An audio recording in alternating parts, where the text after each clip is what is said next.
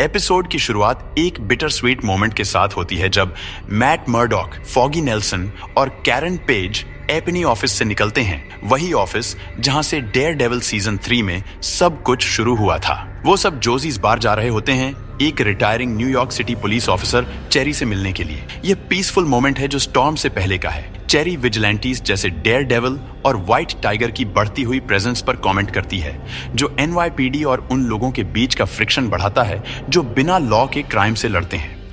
इस बीच Foggy assistant district attorney Kirsten McDuffie से बात कर रहा होता है।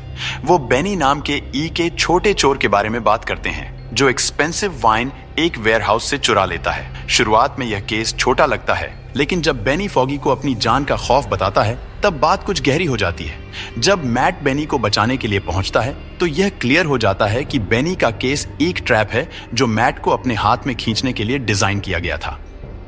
यह कॉन्फ्रंटेशन डेडली हो जाता है जब बुल्सआई मैट का लीथल असैसिन नेमेसिस अपीयर होता है और मैट को मारने की कोशिश करता है। यह फाइट ब्रूटल हो जाती है और आखिरकार बुल्सआई जोजीज बार की छत से गिर जाता है। एक पिवटल मोमेंट में मैट अपनी लाइफ की वो लाइन क्रॉस करता है जो उसने कभी नहीं तोड़ने का सोचा था, अपने दुश्मन की जान लेकर।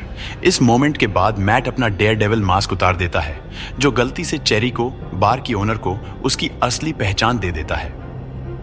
एक साल बाद मैट अपने डेयरडेविल पर्सोना को छोड़ चुका होता है। अब वो अपने लीगल करियर पर ध्यान दे रहा होता है। मैकडफी के साथ अपनी स्ट्रगलिंग लॉ फर्म में काम कर रहा होता है। फर्म मुश्किल में है, लेकिन मैट अपनी लीगल दुनिया में कुछ बदलाव लाना चाहता है। वो पो डेक्स्टर की पैरोल हियरिंग में भी शामिल होता है, जो फॉगी की मौत का जिम्मेदार है। और जब डेक्स्टर को लाइफ इम्प्रिजनमेंट बिना पैरोल के मिलती है तो मैट को एक जस्टिस का एहसास होता है, लेकिन फॉगी की मौत का इमोशनल दर्द अब भी उसके साथ होता है। हियरिंग के बाद मैट और कैरन एक क्वाइट मोमेंट शेयर करते हैं, लेकिन दोनों के बीच का रिफ्ट अब भी दिखाई देता है। फॉगी की डेथ के बाद दोनों इमोशनली दूर हो चुके हैं। कैरन मैट को उसके पुराने डेयरडेविल हेलमेट का के हॉर्न देती है, एक सिंबल जो उसके हीरो होने और जो कुछ उसने खो दिया उसकी याद दिलाता है। क्रिमिनल अंडरवर्ल्ड में विल्सन फिस्क यानी किंगपिन अपनी घंटी बजाता है और अपनी प्रेजेंस दिखाता है। उसका रिटर्न होता है और वो अपनी डोमिनेंस दोबारा एस्टैब्लिश कर रहा होता है। फिस्क न्यूयॉर्क के 5 क्राइम फैमिलीज के हेड से मिलता है और यह दिखाता है कि अपनी गायबगी के बावजूद वो अब भी अपनी ताकत का इस्तेमाल कर रहा है। वनेसा, उसकी वाइफ, उसके एब्सेंस में सब कुछ चलाती रही है और उन दोनों के बीच टेंशन भी दिखाई देती है। फिस्क का फ्यूचर के लिए प्लान है, जो प्लान उसके पॉलिटिकल एम्बिशंस में भी शामिल है। वो न्यूयॉर्क का मेयर बनने की सोच रहा है। उसके क्रिमिनल कनेक्शंस सिटी को अपने पॉलिटिकल गोल्स के लिए मैनिपुलेट करने में मदद करेंगे। मैट को फिस्क की पॉलिटिकल एम्बिशंस का पता चलता है। जब मैट को फिस्क के म्यूरल कैंपेन के बारे में पता चलता है तो वो हैरान हो जाता है। किंगपिन का मेयर बनने का आइडिया उसके लिए एक चिलिंग प्रोस्पेक्ट है और मैट समझता है कि अब सिटी में स्टेक्स बहुत बढ़ चुके हैं।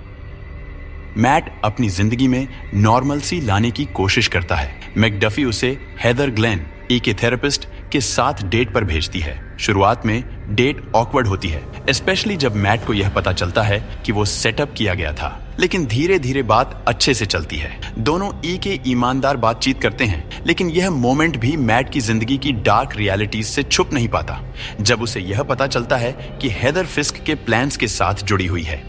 दूसरा एपिसोड शुरू होता है फिस्क के मैरल कैंपेन के साथ। वो पब्लिक को एड्रेस कर रहा होता है। वो उन विजिलेंटीज को टारगेट कर रहा होता है जो न्यूयॉर्क में नाम कमा चुके हैं, मतलब डेयरडेविल और स्पाइडरमैन। लॉ और केओस के बीच की लड़ाई अब और भी इंटेंस होती जा रही है, जिसमें वो अपने आप को न्यूयॉर्क का सेवियर दिखाने की कोशिश कर रहा है, जो डेयरडेविल और व्हाइट टाइगर जैसे लोगों की वजह से सिटी में आए हुए केओस को दूर करना चाहता है। कहानी हेक्टर अयाला पर शिफ्ट होती है, जो एक वायलेंट ऑल्टरकेशन में फंस गया होता है सबवे में 2 एनवाईपीडी ऑफिसर्स के साथ। यह स्थिति तब और भी बिगड़ती है जब एक ऑफिसर गलती से मर जाता है और अयाला को मर्डर के केस में अरेस्ट कर लिया जाता है। मैट जब 15th प्रीसिंक्ट में अपने किसी और क्लाइंट को चेक करने जाता है, सुनता है कि अयाला को कस्टडी में बहुत बुरा मारा जा रहा है। जब मैट समझता है कि अयाला को फ्रेम किया जा रहा है तो वह डिसाइड करता है उसका केस लेना। मैट अपने एनहांस्ड सेंसेस का उपयोग करते हुए अयाला की हार्ट बीट सुनता है और एक जरूरी रियलाइजेशन तक पहुंचता है। अयाला बिल्कुल भी गिल्टी नहीं है, वह सच कह रहा है। मैट को पता चलता है कि अयाला सिर्फ किसी को प्रोटेक्ट करने की कोशिश कर रहा था ऑल्टरकेशन के दौरान। लेकिन अयाला का पास्ट, जो व्हाइट टाइगर के रूप में उसकी विजिलेंटी हिस्ट्री को लेकर है, केस को और कॉम्प्लेक्स बना देता है। मैट उसे वार्निंग देता है कि उसका हीरो स्टेटस उसकी डिफेंस में प्रॉब्लम क्रिएट करेगा, खासकर जब फिस्क का पॉलिटिकल एजेंडा विजिलेंटीज को विलिफाई कर रहा हो। फिस्क की दुनिया में क्राइम बॉस से मेयर बनने की ओर का ट्रांजिशन फुल स्विंग में चल रहा होता है। वह कई सिटी ऑफिशियल्स के साथ मीटिंग्स करता है ताकि अपनी ग्रिप न्यूयॉर्क के पावर स्ट्रक्चर्स पर मजबूत कर सके। लेकिन सभी लोग उसकी राइज से खुश नहीं होते। शीला रिवेरा, फिस्क की एक एसोसिएट, उससे उसकी वाइफ वनेसा के साथ रिलेशनशिप के बारे में कॉशन करती है और कैसे यह उसकी पब्लिक इमेज को नुकसान पहुंचा रहा है। फिस्क अपने एम्बिशंस में इतना फोकस्ड होता है कि वह शीला की एडवाइस इग्नोर करता है और अपनी प्लानिंग को और भी इग्नोर करता है, इंक्लूडिंग ब्लेक, जो मानता है कि फिस्क को अपनी पब्लिक इमेज को ज्यादा केयरफुली हैंडल करना चाहिए। मैट और मैकडफी अयाला का केस कोर्ट में ले जाते हैं, लेकिन उनके लिए स्थिति काफी मुश्किल होती है।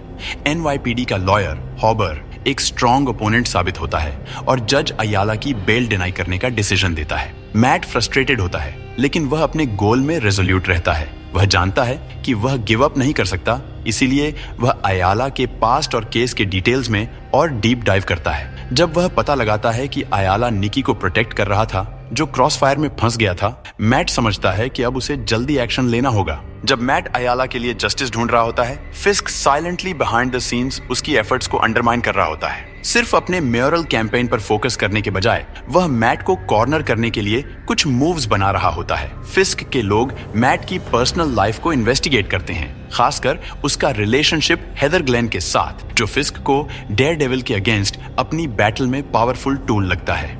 मैट अब पूरी तरह से अवेयर होता है कि वह एक डेंजरस गेम में फंस गया है, जहां उसके दुश्मन हमेशा एक कदम आगे होते हैं।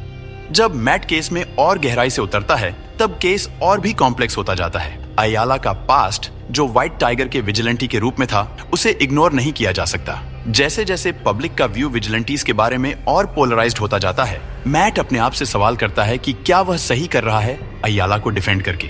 उसका अपना रिलेशनशिप विजिलेंटीज के साथ, खासकर अपने पास्ट एज डेयरडेविल केस को और भी कॉम्प्लेक्स बना देता है। हेक्टर अयाला ही व्हाइट टाइगर है। यह रेवलेशन बहुत बड़ा है और अनडाउटेडली अयाला और मैट के लिए सिग्निफिकेंट कॉन्सिक्वेंसेस लाएगा। एक ऐसे शोडाउन के लिए स्टेज सेट कर रहा है जो मैट मर्डॉक की जस्टिस की कमिटमेंट को टेस्ट करेगा, सिटी के सबसे डार्क कॉर्नर्स में। तो ये था डेयरडेविल बॉर्न अगेन के पहले 2 एपिसोड्स का रैप अप। मैट के स्ट्रगल से लेकर मेयर फिस्क के राइज तक काफी कुछ हो रहा है और यह और भी इंटेंस होने वाला है। आपको शो का डायरेक्शन कैसा लग रहा है? क्या आप एक्साइटेड हैं मैट की जर्नी देखने के लिए, या आपको लगता है कि ये चीज और भी डार्क होने वाली है? अपने थॉट्स कमेंट्स में बताइए और लाइक और सब्सक्राइब करना न भूलें डेयरडेविल और MCU के वर्ल्ड के और डीप डाइव्स के लिए। Thanks for watching.